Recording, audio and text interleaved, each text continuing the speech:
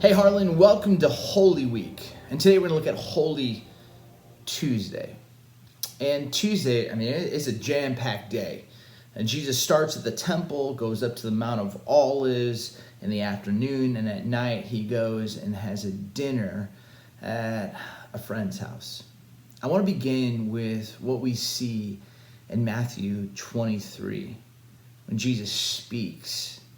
He says this, "Woe to you, teachers of the law and Pharisees, you hypocrites! You are people who wear masks. You give a tenth of your spices, mint, dill, and cumin, but you have neglected the more important matters of the law, justice, mercy, and faithfulness. You should have practiced the latter without neglecting the former." And then he says this, "You blind guides, you blind guides. You strain out a gnat, but swallow a camel. Woe to you, teachers of the law and Pharisees, you hypocrites! You clean the outside of the cup and dish, but inside they are full of greed and self-indulgence. Blind Pharisee, first clean the inside of the cup and dish, and then the outside also will be clean." Powerful words. See, there is this custom right now for all of us to wash our hands. It's smart, and we're all washing our hands. I have a buddy of mine who sings a song. Another buddy of mine recites the Lord's Prayer every time he washes his hands. So good, so important. I don't know if you're a big college football fan. There's only one team to root for, but if you've ever been close to a locker room before game day, you will see people who are just cleaning the maize and cleaning the wing tee, cleaning and cleaning and cleaning. I don't know if I'm saying clinging or cleaning, but like they're doing both to make sure that this looks beautiful, and it does. But here's the thing, it doesn't matter how beautiful this is. What really matters is what's literally on the inside that is going to protect you. And this is what Jesus is saying. It's like all the Pharisees care about is how they look on the outside. I mean, I don't know about you, but sometimes I struggle with that. I can't even tell you the last time I had a haircut. And really, in Jesus' mind, it's not that big of a deal. You know what Jesus cares about? Right here. Right here. And sometimes we get so caught up in how we look, and how we are perceived, in our reputation. You know what? One of my mentors said, Jesus cared about his reputation. He would have never left heaven. And Holy Week is literally death to reputation. Death to caring about the outside and trying to kind of manufacture image and making it seem like you have it all together. Holy Week is bringing your heart, like in the Psalms language, and saying, God, examine and search it. You know what God cared about when he saw David? when the prophet saw David, he was the eighth son, the youngest son, a shepherd. He was so non-impressive that his dad had like literally forgotten about him. But God and the prophet saw that young man's heart. And this is what God cares about, is your heart. And so after Jesus says a few words and he goes to the Mount of Olives, he comes back down and he goes to the house of Simon the leper in Bethany, and he has a meal. And while this is taking place, in Matthew 26, verse 7, it says, a woman came to him with an alabaster jar of very expensive perfume. In one translation, they call it pure nard, which I think would be the greatest band name ever. What band are you in? Pure nard. We rock. I just think it's awesome. This very expensive perfume, which she poured on his head as he was reclining at the temple, at the table. So you got Jesus like reclining at the table, and this woman just comes up. And Jesus has set this woman free. And this woman's response to him is to anoint him. It's like she understands what is coming. It's like she has the sense of what's going to happen. It's like She has a response to take the most expensive thing, the thing that once was the treasure of her heart, and say, here, I used to care about how I look and how I smell and how I am seen. And now, as an act of worship, I'm going to give it to you. But look what happens. It says this, when the disciples saw this, they were indignant. Why this waste? They asked. This perfume, this pure nard could have been sold at a high price and the money given to the poor. It's really funny because isn't it amazing how sometimes good motivations can just be a little bit distorted? Like they're like, why the waste? I mean, that could have been sold.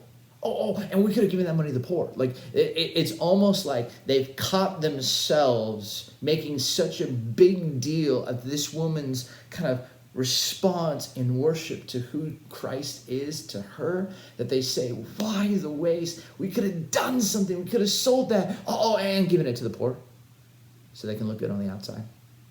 They can look like they have it all together on the outside. What about you?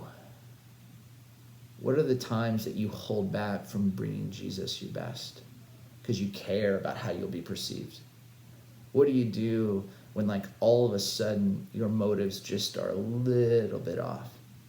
What happens when you find yourself just trying to make it seem like you have it all together on the outside, but deep down your heart is struggling? Welcome to Holy Week. Welcome to Holy Tuesday. And Jesus is just so aware of this. Jesus sees this in his disciples. He sees it in me. He sees it in you. And look what he says. Why are you bothering this woman? She has done a beautiful thing to me. The poor you will always have with you, but you will not always have me. When she poured this perfume on my body, she did it to prepare me for burial. Truly, I tell you, wherever this gospel is preached throughout the world, she has done will also be told in memory of her. What's he saying? This woman's response in worship, it was extravagant. This woman saying, you know what? I am going to actually take what I have and I'm going to respond, and I don't care what it looks like, and I don't care what it smells like, I don't care what people think. I'm just giving this to Jesus. I'm just doing what I feel like he's asking me to do. And it's like Jesus says, wherever the gospel is preached, this woman's story is going to be told, because what this woman was doing, she didn't even fully understand that she was preparing me for the cross, and the cross was going to set all of you jokers free. That's what that woman was doing. And all you cared about? How it looked, how it smelled. You know what I care about? It's that woman's heart. And the same thing's true. So today, in the midst of all that's happening, where's your heart? Where in your life do you find yourself just trying to make it seem like you've got it all together? Caring about your reputation, caring about your perception, caring about how you're seen, caring about how you look. You get on Zoom and you gotta have like the right look and the right feel, and you gotta have the right background, and you gotta just be ready. And you know what Jesus says? I don't care. I don't care about. It's the same thing I've always cared about since day one. Since when we started forming and shaping this earth that was filled with chaos. You know what my Father and I have always cared about? Heart. What stops you from bringing your full heart to him? This, my friends, is how we get saved from reputation protection and reputation preservation. We lose ourselves in the presence and the goodness and the grace and the mercy of Jesus. As we sing this song, allow your heart to be seen. As we sing this song, allow your heart to be opened up. As we sing this song, allow these words just to wash over you, and maybe just in your own mind say, what foolish thing could I do today that would be a response of all the good that Christ has done in me? What would be the equivalent of pure nard today? Maybe it's a letter, maybe it's a song, maybe it's just a prayer, maybe it's you getting on your knees. I don't know what it is, but maybe if we were open to that, Tuesday would be really set apart. It would really prepare us for the weight and beauty of Good Friday and Easter, because we would be freed from ourselves. Let's sing this together.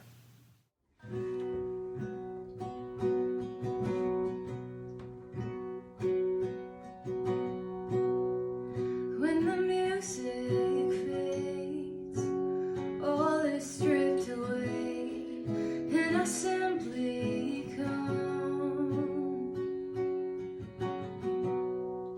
longing just to bring something that's of worth that will bless your heart. I'll bring you more than a song, but a song in itself is not what you have required. You search much deeper within, through the way things appear. You're looking into my heart. I'm coming back to the heart of worship, and it's all about you.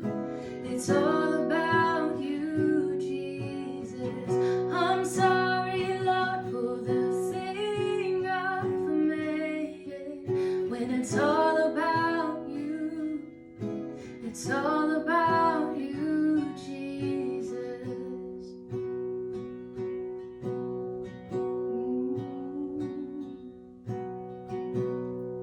King of endless worth, no one can express how much you deserve. Though I'm weak and poor, all I have is you. Every single breath, I'll bring you more than a song, but a song in itself is not what you have required. You search much deeper within, through the way things appear. You're looking into my heart. I'm coming back to the heart of worship, and it's all about you. It's all about you, Jesus. I'm sorry, Lord, for the thing I've made it. When it's all about you, it's all about you, Jesus. I'm coming back to the heart of worship, and it's all about you. It's all about you, Jesus. I'm sorry, Lord, for the thing I've made it. When it's all about you, it's all about you, Jesus. Oh, it's all about you. It's all